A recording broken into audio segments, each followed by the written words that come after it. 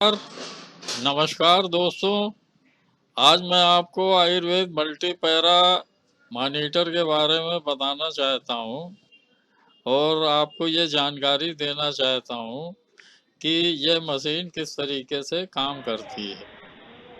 अब ये आपके सारे शरीर का परीक्षण हो रहा है। जो भी डाटा मिलेगा वो मैं अभी आपको बताता हूँ। तो इसमें जो आपके हैं ये इलेक्ट्रोड ये आपके लगाए गए हैं। एक ये पैर में है, एक ये पैर में है लगा हुआ इलेक्ट्रोड ये,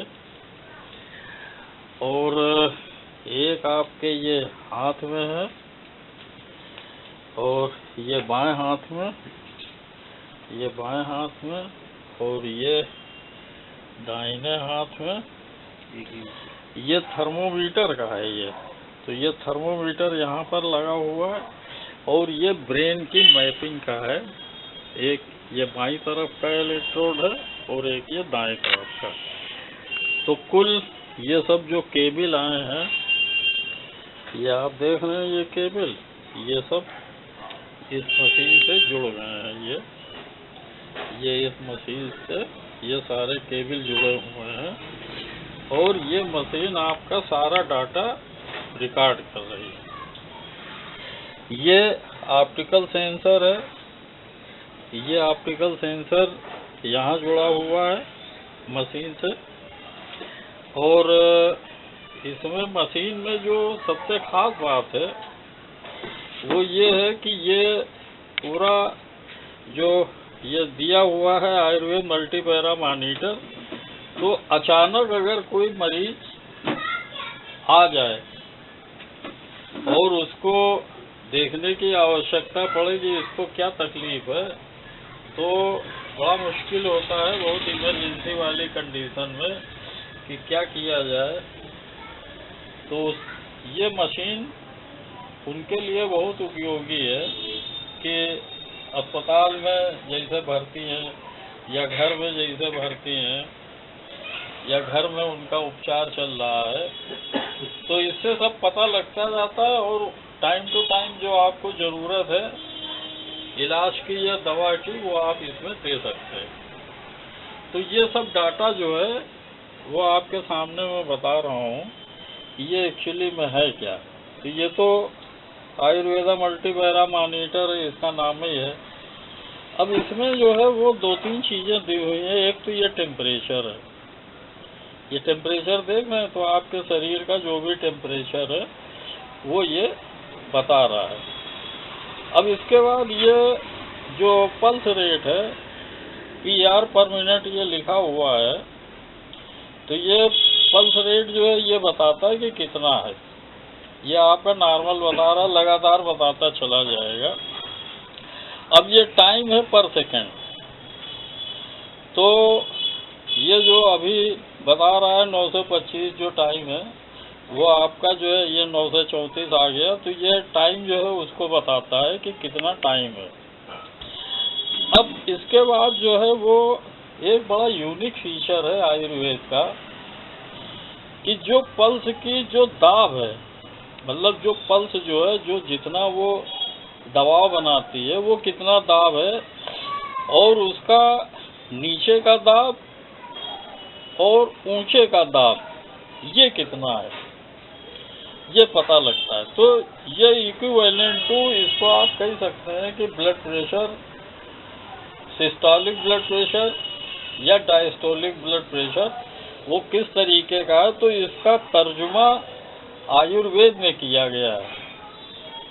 इसका जो है वो आयुर्वेदिक हिसाब से ये सब निम्न दाब, उच्च दाब और नाड़ी दाब ये प्रेशर जो है तीनों इसको दिए गए हैं जो कि आयुर्वेद के हैं।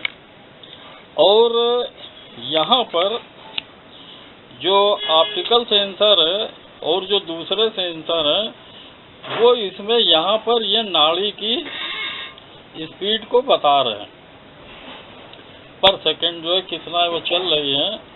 और जो इसमें ये ऊपर और नीचे की तरफ का जो ग्राफिकल प्रेजेंटेशन है ये बीमारी के हिसाब से घटता बढ़ता जाता है।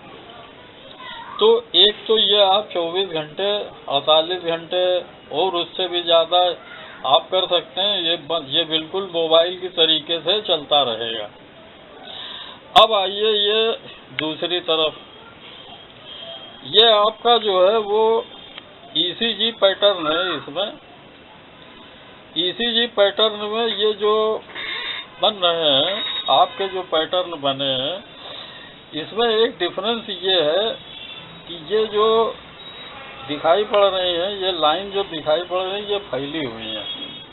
ये फैली नहीं होनी चाहिए, ये बिल्कुल इसी तरीके से होनी चाहिए जैसे कि इसकी लाइनें हैं। ये सिंगल लाइन जो बन रही है इस तरीके का होना चाहिए, और इसमें जो है वो ये फैली हुई है। तो फैली हुई का ये मतलब होता है कि शरीर के अंदर जो है वो जो इलेक्ट्रोलाइटिक इम्बैलेंस है वो मौजूद है। जैसे आप बता रहे थे ना, पेशाब में जलन हुई रही या और कुछ हो रहा है, तो ये वही चीज़ है, ये उसी को शो करता है। अगर ठीक होता है इलेक्ट्रोलाइटिक इम्बैलेंस तो फिर जो है वो ये है। अब यहाँ पर जो है ये वेव्स का दिया हुआ है, ये आयुर्वेदिक वेव्स हैं, 9 वेव्स हैं। इसका आयुर्वेदिक करण जो है वो किया गया है, उसका ईसीजी से या एलोपैथी से कोई लेना देना नहीं है। तो उसमें ईसीजी में तो 5 वेव होती हैं, इसमें जो है वो 9 वेव है।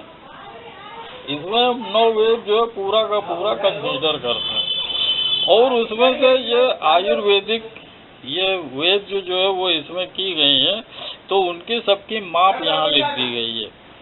अब हार्ट जो है वो 2 तरीके से 2 हिस्सों में जो है बटा होता है, तो एक हिस्सा कैसा है, दूसरा हिस्सा कैसा है। अब यहाँ पर जो है वो दिमाग के 5 हिस्से आ गए, फ्रंटल, पेराइटल, ऑक्सीपिटल, टेम्पोरल और सेरेब्रम।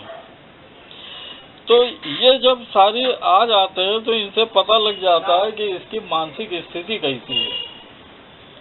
अब जैसे हमने आपको ये सेरेब्रम जो है ये बहुत कम आया है इनके कंपैरेटिवली सब पांचों के, तो इसका मतलब है कि आपकी नींद जो है वो डिस्टर्ब है ऐसा? हाँ, आपकी नींद डिस्टर्ब है? नींद तो अभी जो तो बोले हाँ अभी तो डिस्टर्ब है, अभी डिस्टर्ब है ना। तो वो जो नींद जो है वो आई है, इसमें ये सब चीजें हैं। और फिर इसके बाद जो है ये तो टाइम का हुआ। अब इसके बाद जो है जो वात पित्त कफ, वात कफ पित्त कफ और वात पित्त कफ तीनों का, इनका जो है वो नप के आ जाता है। तो अब ये आपको जो दिक्कत है वो पित्त की है, पित्त इनमें सबसे ज्यादा है। ये 167 है, ये है, हमें लग रहा है कि ये सबसे अधिक है, तो ये 196 आया, बदलता रहता जो भी है, ये बदलता रहता। तो ये सब जो है वो आपके सामने सारी चीजें आ जाती। तो अब ये चूंकि पित्त का है तो इस समय आपको पित्त की शांति के लिए दवा की आवश्यकता है। तो अब होता क्या है कि ये सब देख करके और इनके हिसाब से जो है वो ट्रीटमेंट की जो स्ट्रेटेजी है वो बहुत बेहतर तरीके से की जा सकती है, उसको तुरंत जो है वो मैनेज कर सकते हैं। तो ये कुल मिला करके जो है आपकी जो रीडिंग है वो सब आई है, और हमें लगता है कि आपको पित्त की शांति के लिए ज़रूरत है। तो या जो और दूसरे जो समीकरण आए हैं, जैसे वात जो है वो बहुत कम है, 49 है, पित्त जो है अधिक है, तो इसका मतलब है कि औषधियाँ जो है वो ऐसी हो जो वात को थोड़ा सा ऊपर करें और पित्त को थोड़ा कम करें। ये है पूरा। तो पूरा आयुर्वेद का जो निचोड़ है वो इसमें आ जाता है।